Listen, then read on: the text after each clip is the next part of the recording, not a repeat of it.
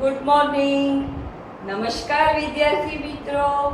આશા રાખું છું તમે બધા ઘરે મજામાં હશો. બહુ વેકેશન એન્જોય કરી લીધું. હવે આપણે આપણું 12મા ધોરણનો આંકડાશાસ્ત્રનો અભ્યાસક્રમ શરૂ કરીશું.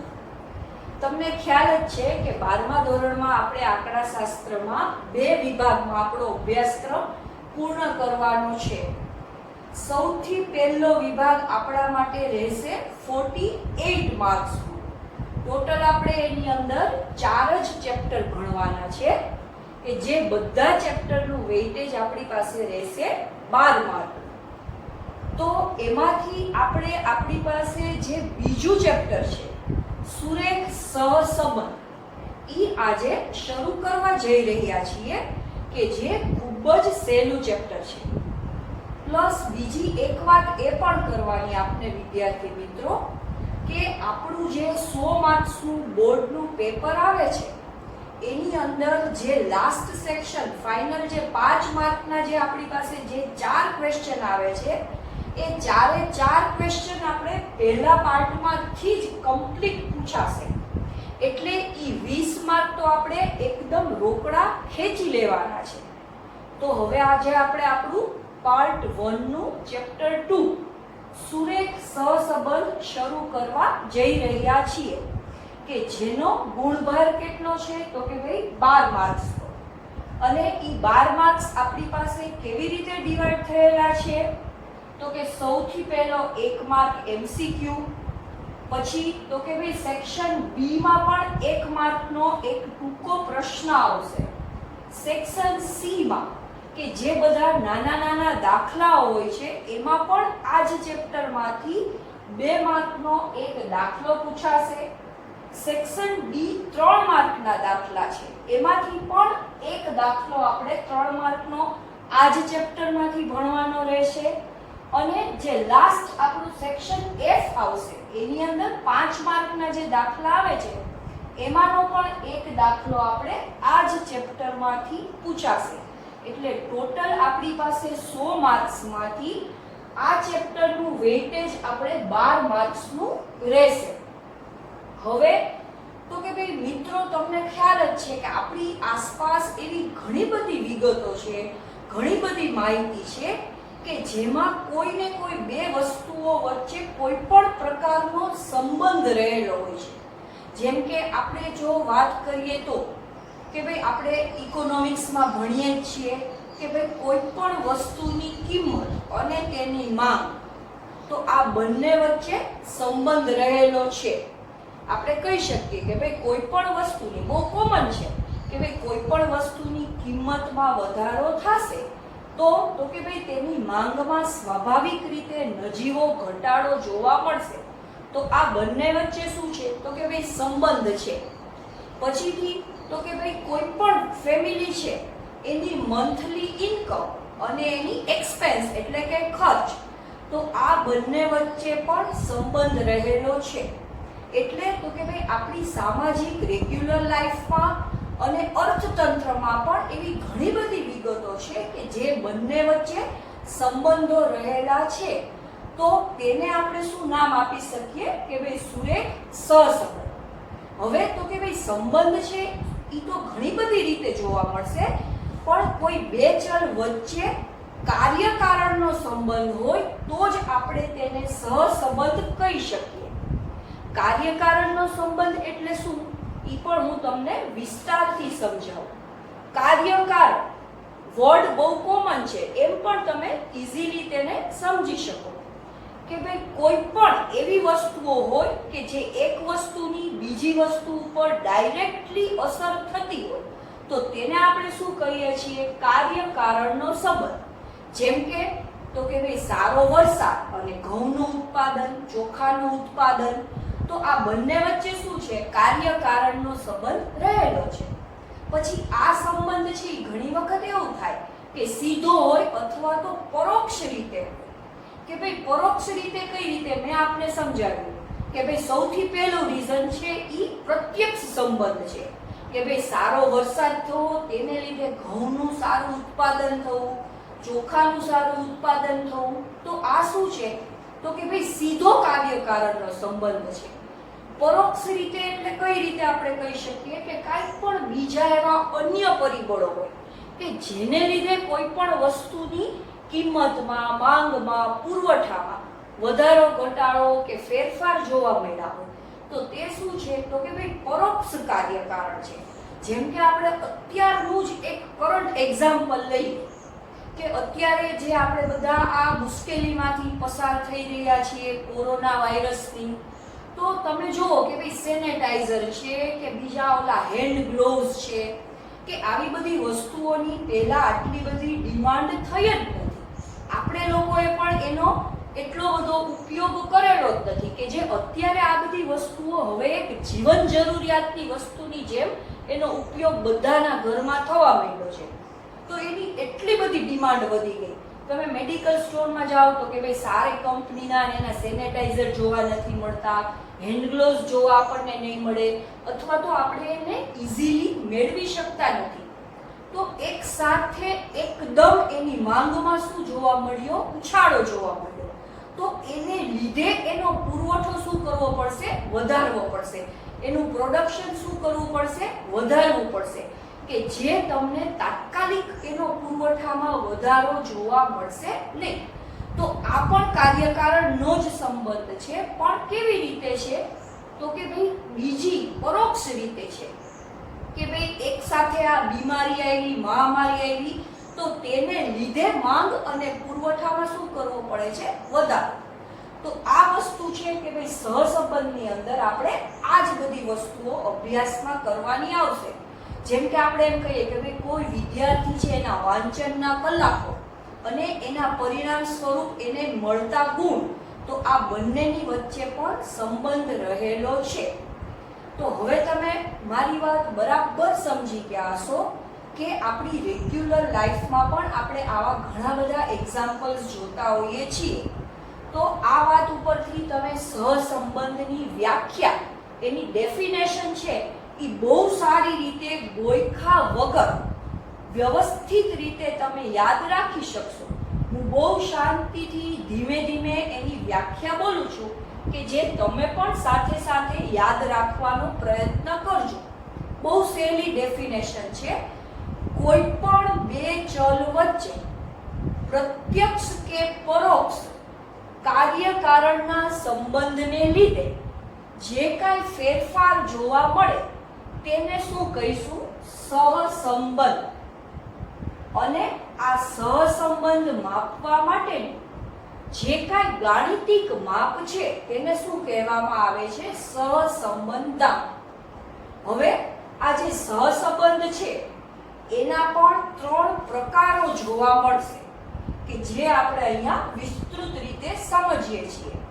સહસંબંધના પ્રકારો છે એ થિયરિકલ દ્રષ્ટિએ ઈ ક્વેશ્ચન છે બહુ આઈએમપી છે. તમને કોઈને કોઈ રીતે 1, 2 કે 3 માર્કમાં આ ક્વેશ્ચન લગભગ આવશે ને આવશે જ. સહસંબંધના પ્રકારો. સૌથી પહેલું આવશે ધન સહસંબંધ, પોઝિટિવ કોરિલેશન. સહસંબંધને ઇંગ્લિશમાં આપણે કોરિલેશન કહીએ છીએ. ધન એટલે કે ભાઈ પોઝિટિવ કોરિલેશન. કોઈ પણ આપણે કીધું એમ કે ભાઈ બે ચલ છે. હવે ઈ બે ચલ કે ભાઈ માંગ ને પુરવઠો છે, વસ્તુની કિંમત અને માંગ છે, કોઈ ફેમિલીની ઇન્કમ અને એક્સપેન્સ છે. તો આવા કોઈ પણ બે ચલ હોય તો ઈ ચલની વચ્ચે જો સરખા પ્રમાણમાં ફેરફાર થાય, એટલે કે વધારો તો બંનેમાં વધારો, ઘટાડો તો બંનેમાં ઘટાડો, તો તેને આપણે શું કહીશું? ધન સહસંબંધ. ધન એટલે એવું નથી કે હંમેશા વધારો જ હોય, ઘટાડો પણ હોઈ શકે, પણ બે ચલ છે એની વચ્ચે ફેરફાર છે એ કેવા હોવા જોઈએ? એક સરખી દિશામાં. તો તેને આપણે કહીશું ધન સહસંબંધ. પછીથી બીજો પ્રકાર, જો અહીંયા આપણે એનો ડાયાગ્રામ પણ ડ્રો કરેલો છે. આમાં કોઈ આપણે પ્રોપર ફિક્સ મેઝરમેન્ટ લેવાનું નથી, રેન્ડમલી એમને સમજૂતી માટે જ ડાયાગ્રામ દોરી લેવાનો છે. પછીથી બીજું આવશે ઋણ સહસંબંધ. ઋણ સહસંબંધ એટલે એવું નથી કે નેગેટિવ, માઇનસમાં જ આવે, પણ તો કે ભાઈ ઋણ સહસંબંધ એટલે શું? કે બે ચલના જે કાંઈ ફેરફારો છે એ વિરુદ્ધ દિશામાં. વિરુદ્ધ દિશાના એટલે કે ભાઈ એકમાં વધારો થાય તો સામે બીજામાં શું થાય? ઘટાડો. અથવા તો બીજામાં વધારો થાય તો પ્રથમ ચલમાં શું જોવા મળશે? ઘટાડો. તો એને આપણે શું કહીશું? ઋણ સહસંબંધ. જેમ કે કોઈ વ્યક્તિ છે એની ખર્ચ કરવાની વૃત્તિ અને બચત, કે જો એ ખર્ચ વધારે કરશે તો એની બચતમાં શું જોવા મળશે? ઘટાડો. તો આ શું છે? એક ઋણ સહસંબંધ છે. પછીથી તો કે ભાઈ સહસંબંધનો ત્રીજો પ્રકાર આવે છે સહસંબંધનો અભાવ. અભાવ કઈ રીતે? તો કે ભાઈ આપણે જોયું કે ભાઈ કોઈ પણ બે ચલ વચ્ચે જો કાંઈ ફેરફારો થાય તો એને આપણે સહસંબંધ શું બતાવી શકીએ છીએ. પણ અભાવ કઈ રીતે? તો કે ભાઈ બે ચલ વચ્ચે સંબંધ છે પણ એની વચ્ચે કોઈ જ કાર્યકારણનો સંબંધ ન હોય. આપણે શુદ્ધ ગુજરાતીમાં ના કહીએ તો આપણે ઘણીવાર એમ બોલીએ કે આ તો હાવ માથા મેળ વગરની વાત કરે છે. એટલે ઇન ધ સેન્સ કે આપણે શું જોયું સૌથી પહેલામાં કે ભાઈ કોઈ પણ વરસાદ અને એની સાથે જોવા મળતું ખેત ઉત્પાદન. હવે આપણે એમ કહી શકીએ ભાઈ ગુજરાતમાં સારો વરસાદ થયો તો તેને લીધે આપણે ગુજરાતમાં ઘઉંનું ઉત્પાદન છે, કપાસનું ઉત્પાદન છે તે સારું જોવા મળ્યું. તો એના ઉપરથી આપણે સહસંબંધ શોધી શકીએ, એનો વ્યવસ્થિત ડાયાગ્રામ બનાવી શકીએ. પણ અભાવ એનો મતલબ એમ કે ભાઈ આપણે એમ કહીએ કે ભાઈ ઇઝરાયલમાં ખૂબ સારો વરસાદ થયો એને લીધે ગુજરાતમાં ચોખાનું ઉત્પાદન ખૂબ વધારે જોવા મળ્યું. તો આ કેવી વસ્તુ છે? સહસંબંધનો અભાવ. કે એનો તમે ડાયાગ્રામ દોરો તો એમાં ક્યાંય જો આ એક પણ બિંદુઓ છે એક સમાન રેખામાં જોવા પડશે નહીં. અને આ શું છે? તો કે ભાઈ કાર્યકારણનો અભાવ છે. ઇઝરાયલના વરસાદનું એક પણ પાણીનું ટીપું આપણને અહીંયા મળવાનું નથી. તો આવી જે વાત હોય એ શું જોવા મળશે? સહસંબંધનો અભાવ. તો હવે તો કે ભાઈ આ 3 માર્કમાં 2 માર્કમાં આ થિયરિકલ ક્વેશ્ચન આવે ત્યારે તમે ઓન વર્ડ્સમાં તમારી રીતે પણ શાંતિથી આ સહસંબંધના પ્રકારો છે એ લખી શકો. એટલું ઇઝીલી આપણે આ સમજ્યું છે અને તમારી પાસે આ ડાયાગ્રામ પણ છે. અને જે વિદ્યાર્થી મિત્રો પાસે ટેક્સ્ટ બુક આવી ગઈ હશે, ન આવી હોય તો પણ ચિંતા કરવાની કાંઈ જરૂરત નથી. કેમ કે આપણે એ જ રીતે અભ્યાસ કરશું કે તમારી પાસે અત્યારે આ કન્ડિશનમાં ટેક્સ્ટ બુક ન હોય તો પણ તમને કાંઈ જ પ્રોબ્લેમ ન રહે. તો હવે આપણે મિત્રો શું કરીએ તો કે ભાઈ આના દાખલા ઉપર જવાનું છે. તો દાખલા ઉપર જવા માટે સૌથી પહેલા તો આપણે જોઈએ કે ભાઈ આ સહસંબંધ મેં આપને કીધું એમ કે ભાઈ સહસંબંધ માપવા માટેની જે કાંઈ ગાણિતિક પદ્ધતિ છે એને શું કહેવામાં આવે છે? સહસંબંધાંક. તો આ સહસંબંધાંક શોધવા માટે આપણને બે આંકડાશાસ્ત્રીઓએ બહુ સરળ પદ્ધતિઓ આપેલી છે. એમાંના જે પ્રથમ આંકડાશાસ્ત્રી છે કાર્લ પિયર્સન, કે જેમની ઘણી બધી પદ્ધતિઓ આપણે 11મા ધોરણમાં પણ ભણી ગયા છીએ. તો એમણે જે આપણને સહસંબંધ શોધવા માટેની પદ્ધતિ આપેલી છે એનો આપણે સૌપ્રથમ આજે અભ્યાસ કરીએ. તો ચાલો વિદ્યાર્થી મિત્રો હવે આપણે કાર્લ પિયર્સનની પદ્ધતિનો પહેલો જ દાખલો લેવા જઈ રહ્યા છીએ. તો સૌથી પહેલા આપણે એનું સૂત્ર, એની ફોર્મ્યુલા જોવી પડશે. સૂત્ર થોડું મોટું છે પણ બીવાની જરૂર નથી, કેમ કે તમને ખ્યાલ જ છે કે આપણે એક પણ સૂત્ર ગોખતા નથી. એકને એક સૂત્ર છે એના વારંવાર એક જ મેથડના દાખલા ગણશું એટલે સૂત્ર આપણને આપોઆપ યાદ રહી જશે.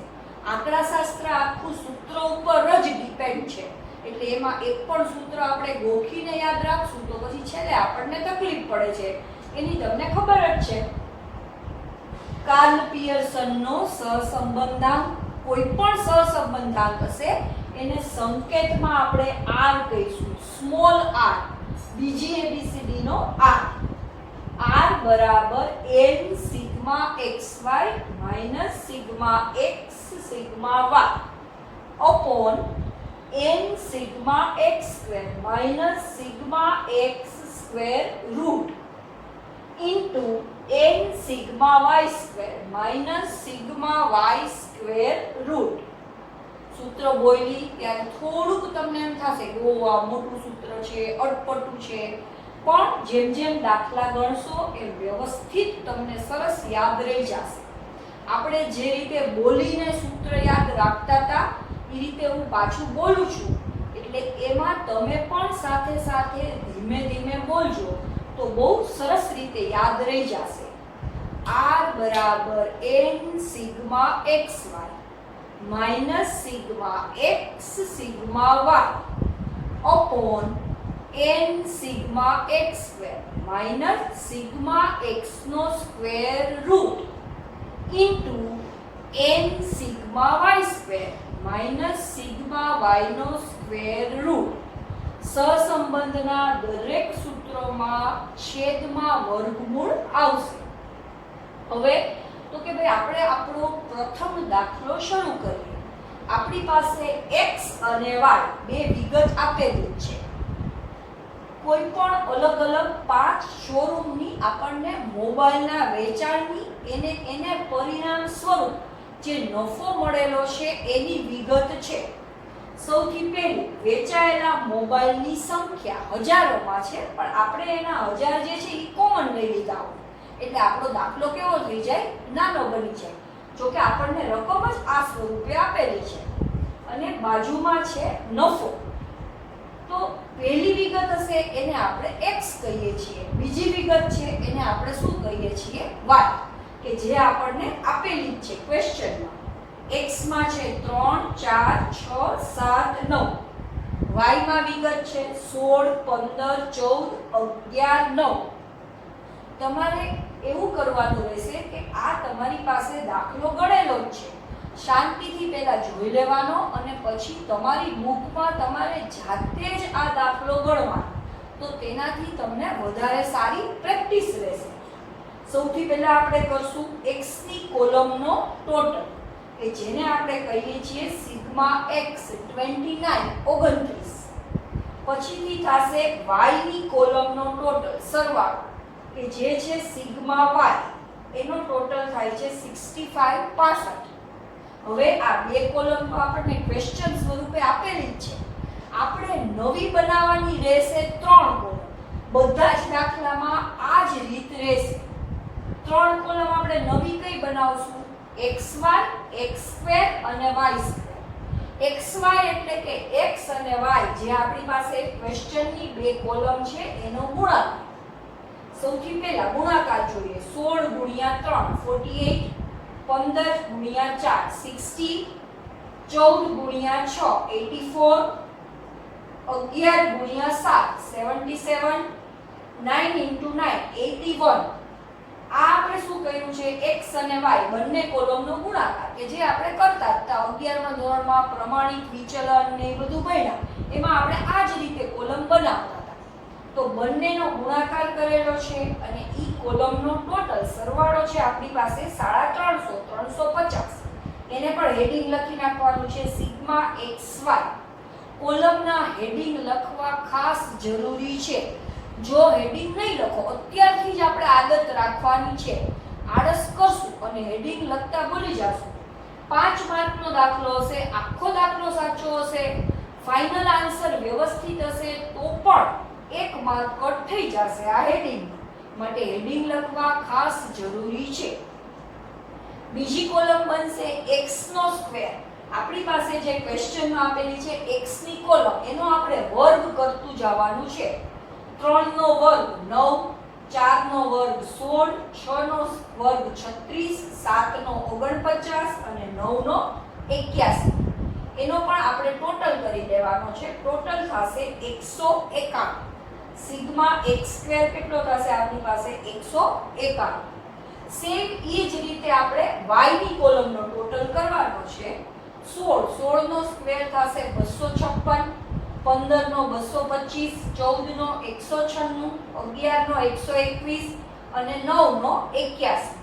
આ જ રીતે આપણે એનો પણ ટોટલ કરી લેશું. 879 879 એનો ટોટલ આવશે. Sigma x² sigma y². આપણું જે અડધું કામ હતું એ પૂરું થઈ ગયું છે દાખલામાં, કે ભાઈ 3 કોલમ બનાવવાની હતી, 3 કોલમ આપણે કમ્પ્લીટ કરી દીધી છે. હવે તો કે ભાઈ જે પ્રમાણે કોલમ બની છે એ જ પ્રમાણે આપણે એને ફોર્મ્યુલાની અંદર મૂકવાની છે. કોલમ બનાવવામાં સહેજ પણ મિસ્ટેક થવી જોઈએ નહીં, નહીતર આખા દાખલાનો જવાબ ખોટો આવશે. આપણે કોઈ જ ઉતાવળ નથી, બહુ જ શાંતિથી વ્યવસ્થિત રીતે કેલ્ક્યુલેટરથી જ બધી જ ગણતરી કરવાની છે. ચલો હવે આપણું જે સૂત્ર છે એની અંદર આપણે કિંમત મૂકતા જઈએ. સૌથી પહેલા આવે છે n એટલે તો કે ભાઈ ચલ, નંબર ઓફ ચલની સંખ્યા.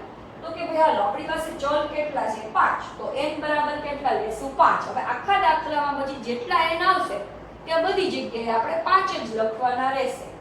5 એને ગુણ્યા સિગ્મા xy એટલે આપણે જે ગુણાકાર કરેલો છે એ કોલમ છે આપણી પાસે 350 ઈ લખવાના રહેશે. 5 એને multiply 350 minus sigma x into sigma y કે જે આપણી પાસે આ સિગ્મા x અને y જે મૂળ રકમ આપેલી છે એનો ટોટલ 29 એને ગુણ્યા 65 છેદમાં n એટલે પાછા 5 સિગ્મા x સ્ક્વેર આપણે જે x સ્ક્વેર ની કોલમનો ટોટલ કરેલો છે 191 5 એને ગુણ્યા 191 માઈનસ સિગ્મા x એટલે કે 29 એનો સ્ક્વેર આપણે પછીથી બીજા સ્ટેપમાં કરવાનો રહેશે. સેમ જે x ની કિંમત મૂકેલી છે એ જ રીતે y ની કિંમત મૂકવાની છે. 5 એને ગુણ્યા y સ્ક્વેર 879 માઈનસ 65 નો સ્ક્વેર. આપણે જે કાંઈ જરૂરી કિંમત હતી એ બધી મૂકી દીધી છે. હવે એનું કેલ્ક્યુલેશન કરતું જવાનું છે. 5 એને ગુણ્યા 350 બંનેનો ગુણાકાર થશે 1750 માઈનસ 29 એને ગુણ્યા 65 એટલે એનો ગુણાકાર થાય છે 1885 છેદમાં 5 ઇન્ટુ 191 તો એનો ગુણાકાર આવશે 955 માઈનસ 29 નો સ્ક્વેર કેલ્ક્યુલેટરમાં કરીને જ તમારે અહીંયા એનો સીધો ફાઇનલ આન્સર લખવાનો છે 841. ઈ બધી વિગત વર્ગમૂળની અંદર. પછી y માં 5 એને ગુણ્યા 879 એનો તમે ગુણાકાર કરશો એટલે આન્સર આવે છે 4355 માઈનસ 65 નો સ્ક્વેર. તો 65 નો સ્ક્વેર કેલ્ક્યુલેટરમાં કરશો આન્સર આવશે 4225. એને પણ વર્ગમૂળની અંદર જ બતાવવાનું છે. હવેથી તો કે ભાઈ આપણું એના પછીનું સ્ટેપ આવે છે આ બંનેની બાદબાકી કરો. આન્સર માઈનસમાં આવશે, ચાલી શકે, ઋણ સહસંબંધ છે, જવાબ માઈનસમાં પણ આવી શકે. 1750 માઈનસ 1885 બાદબાકી કરશો એટલે ઉપર આવશે માઈનસ 135. અંશમાં છેદમાં તો કે ભાઈ બે કિંમત આપણી પાસે વર્ગમૂળની અંદર છે એ બંનેમાં અલગ અલગ બાદબાકી બતાવીએ. 955 માઈનસ 841 એટલે આવશે 114 અને 4395 માઈનસ 4225 એટલે એનો આન્સર આવશે 170. બંને વિગત x અને y ની અલગ અલગ વર્ગમૂળમાં છે. હવે તો કે ભાઈ તમે અહીંયા બે રીતે કરી શકો છો. 114 નું અલગથી વર્ગમૂળ કાઢો, 170 નું અલગથી વર્ગમૂળ કાઢો અને પછી બંનેનો ગુણાકાર કરો. અથવા તો 114 એને ગુણ્યા 170 કરો અને પછી જે ફિગર આવે એનું એક જ વખત રૂટ કાઢો તો બંને રીતે તમારો જવાબ કેવો રહેશે? એક જ રહેશે. તમને જે રીત અનુકૂળ લાગે એ રીતે. તો 114 નું પણ વર્ગમૂળ, 170 નું પણ વર્ગમૂળ અને એનો ગુણાકાર કરશું એટલે આપણો આન્સર આવશે 139.21. એટલે હવે આપણું જે આન્સર છે એની આપણે નજીક જઈ રહ્યા છીએ. r બરાબર માઈનસ 135 ના છેદમાં 139.21 એનો ભાગાકાર કરશો એટલે આપણો r નો આન્સર સહસંબંધનો આન્સર આવે છે -0.9697. આન્સર માઈનસમાં આવે તો પણ ચાલે, એનાથી ગભરાવાની જરૂર નથી. પણ એક વસ્તુ તમારા માટે મેઇન વસ્તુ કહેવાની છે કે r સહસંબંધાંક તો એનો જવાબ હંમેશા -1 થી +1 ની વચ્ચે જ આવશે. એટલે જો -1 થી ઓછો આવે અથવા તો +1 થી વધારે આવે, ધારો કે તમારો આન્સર આવે કોક દાખલો ગણતા હોય આપણે અને તમારો આન્સર આવે -1.7 અથવા તો -2 અથવા તો આપણે દાખલો ગણતા હોઈએ અને જવાબ આવે આપણો તો કે ભાઈ 1.9 અથવા તો 2 કે 3, તો સમજી લેવાનું કે દાખલો ખોટો જ છે, કેમ કે સહસંબંધનો જવાબ કોઈ દિવસ -1 થી ઓછો અને +1 થી વધારે આવશે નહીં. તો હવે અહીંયા આપણો જવાબ આવે છે -0.96. આ જ આપણે આન્સર રાખીએ તો પણ ચાલે, અથવા તો જો 2 ડિજિટમાં જ આપણે એનો આન્સર બતાવવો હોય તો આપણે એનો આન્સર બતાવી શકીએ -0.57. કેમ કે 2 ફિગર પછીનો ફિગર છે એ 5 કે 5 થી મોટો હોય તો આપણે આગળ એક એડ કરીએ છીએ એની તમને ખબર જ છે. તો આપણો આખો દાખલો પૂરો છે 5 માર્કનો વ્યવસ્થિત રોકડા 5 માર્ક મળી જાય એવો, અને એનો ફાઇનલ આન્સર આવે છે -0.57. હવે આપણને આનું કંઈ વિશ્લેષણ કરવાનું કીધું નથી. ઘણા દાખલામાં તમને તેનું વિશ્લેષણ કરવાનું કે તો વિશ્લેષણમાં કાંઈ જ બહુ મોટી વિગત લખવાની હોય નહીં. નીચે આપણે ખાલી આન્સરમાં લખી નાખવાનું કે ઉપરોક્ત વિગત પરથી ઋણ સહસંબંધ નક્કી થાય છે. જો માઇનસમાં આન્સર આવે તો ઋણ સહસંબંધ છે, પ્લસમાં આવે તો ધન સહસંબંધ છે. અને જો કોઈ પણ એવી વિગત હોય કે જેનો જવાબ ખાલી 0 જ આવે તો એ શું છે? સહસંબંધનો અભાવ છે. પણ એવી વિગત તો જનરલી આવશે નહીં. તો હું આશા રાખું છું કે આ દાખલો તમને સાવ સહેલો લાગ્યો હશે અને વ્યવસ્થિત સમજાઈ ગયો હશે. આ તમારે એક વખત જ્યાં તમારી પાસે જે દાખલો છે એ શાંતિથી જોઈ લેવાનો છે અને પછી તમારી નોટબુકમાં તમારે તમારી જાતે જ ગણવાનો છે. પ્લસ બીજું કે હું તમને આજે હોમવર્કમાં પણ એક જ, આજે સુધી આપણે સ્ટાર્ટિંગ જ કર્યું છે એટલે બહુ બધું વર્કલોડ આપતી નથી. પછીથી કાલથી તો કે ભાઈ વધારે હોમવર્ક મળતું રહેશે. તમારી પાસે ટેક્સ્ટબુકની જો વ્યવસ્થા થાય એમ હોય તો કરજો, કે જેથી કરીને આપણે ટેક્સ્ટબુકના ઘણા બધા દાખલાઓ તમને હોમવર્કમાં આપી શકીએ. તો આજે હું તમને x અને y ની એવી રીતે 2 કોલમ છે એ હું તમને બોલીને લખાવી દઉં છું કે જે તમારે જાતે એનો જવાબ હું તમને આજે કહીશ નહીં. કાલે આપણે લેક્ચર સ્ટાર્ટ કરીએ ત્યારે સૌથી પહેલાં હું તમને એનો જવાબ કહીશ, એટલે તમે ખબર પડે કે ભાઈ તમારો દાખલો સાચો છે કે ખોટો. તો ચાલો આજે આપણે પહેલાં શું કરીએ તો કે ભાઈ હોમવર્કનો જે એક દાખલો છે એનો ક્વેશ્ચન નોટ ડાઉન કરી લઈએ. ચલો ભાઈ હું બોલું છું, આપણે જેમ ક્લાસરૂમમાં કરતા હતા એમ જ તમારે x અને y જાતે લખવાના છે. x અને y ની વિગત છે. x છે તો કે ભાઈ કોઈ પણ અલગ અલગ શહેરોના ન્યૂનતમ તાપમાન આપેલું છે આપણને, અને y બરાબર હીટરની માંગ આપેલી છે જે શિયાળાની વિગત હશે અલગ અલગ. x ની પહેલા હું આખી કોલમ બોલું છું. x આખી કોલમ તમારે લખતું જવાનું છે. 3, 8, 12, 5, 7, 5. x માં આપણી પાસે આ 6 વિગત છે. વ્યવસ્થિત રીતે y જોઈ લેજો. y ની હવે હું આખી કોલમ બોલું છું. y બરાબર 6, 10, 15, 10, 9, 8. તમારી પાસે આ x અને y ની વ્યવસ્થિત વિગત આવી ગઈ છે. હવે તમારે આ જ મેથડથી એ દાખલો કમ્પ્લીટ કરીને રાખવાનો છે. કાલે આપણે નેક્સ્ટ લેક્ચરમાં બીજા વધારે પડતા આગળના દાખલા અને નવી મેથડમાં જઈશું.